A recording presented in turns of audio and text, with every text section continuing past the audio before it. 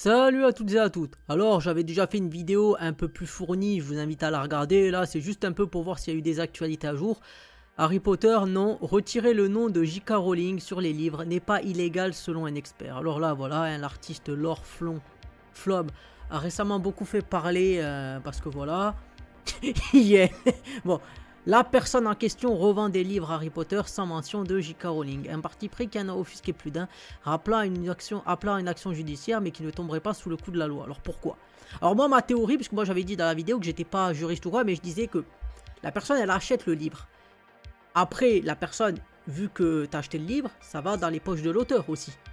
Donc après ce que tu en fais du livre, on va dire que tant que tu réécris pas l'histoire ou quoi, que tu fais pas croire que c'est toi qui l'as écrit, ça passe.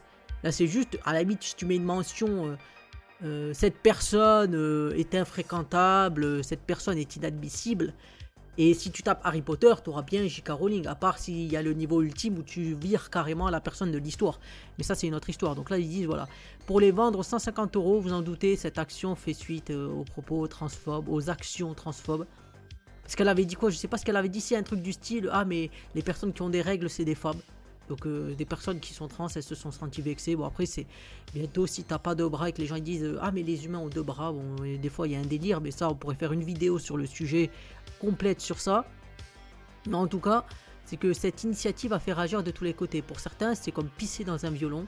Les livres retravaillés ont bel été achetés en premier lieu, offrant à Rowling ces si convoités royalties. C'est un peu ce que je disais. Ça change pas grand chose. Pire encore, ce serait un moyen de dissocier l'artiste de l'œuvre, et ça c'est hors de question pour de nombreux militants et militantes. Mais d'un autre côté, on s'est offusqué, certains se sont insurgés face à ce qui constitue pour eux une violation du droit d'auteur.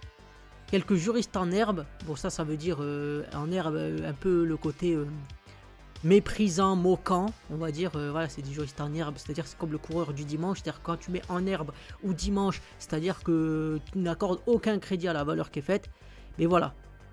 Mais d'autres ils disent ça a peu de chances d'arriver. Voilà, il a décidé voilà de enlever son nom des livres. J'espère qu'elle va te traîner en justice. Voilà. Après voilà, pourquoi en faire pas de quoi en faire toute une histoire. L'idée est simple. Vous pouvez faire ce que vous voulez d'une œuvre à partir du moment où vous l'avez acheté. Tu peux pisser dessus si tu as envie. Hein. Voilà, au lieu de pisser dans le violon, ben, tu pisses sur le livre. Hein. Manière, tu l'as acheté. D'ailleurs, vous l'avez déjà fait.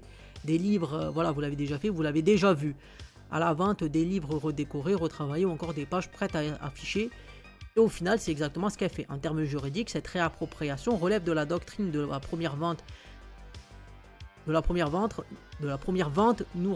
apprend Ron Coleman, associé du cabinet Dillon Law Group.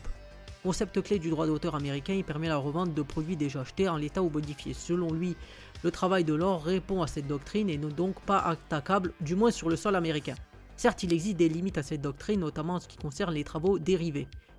Sur ce point précis, il existe une sorte de flou juridique ayant ouvert la voie à des jugements différents sur des affaires pourtant similaires concernant des travaux dérivés. Là-dessus, Ron Coleman pense que puisque le contenu du livre n'est pas modifié, il n'y a pas de quoi s'inquiéter, même s'il n'est pas vraiment catégorique.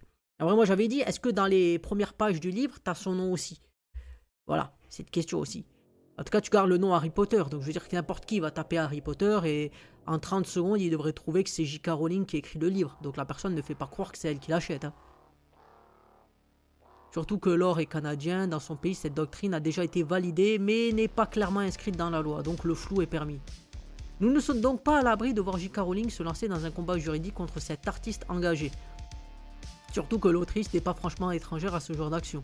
Elle a déjà menacé plusieurs reprises d'avoir recours contre l'auteur de la fanfiction James Potter and the All Elder Crossing ou l'adolescente à l'origine du site Harry Potter Guide. Certaines affaires ont été traduites en justice. Elle-même a été accusée de plagiat, mais elle s'est révélée victorieuse une fois au tribunal.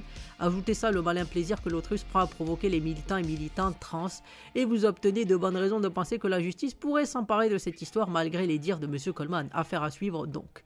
Y a-t-il des commentaires? Ah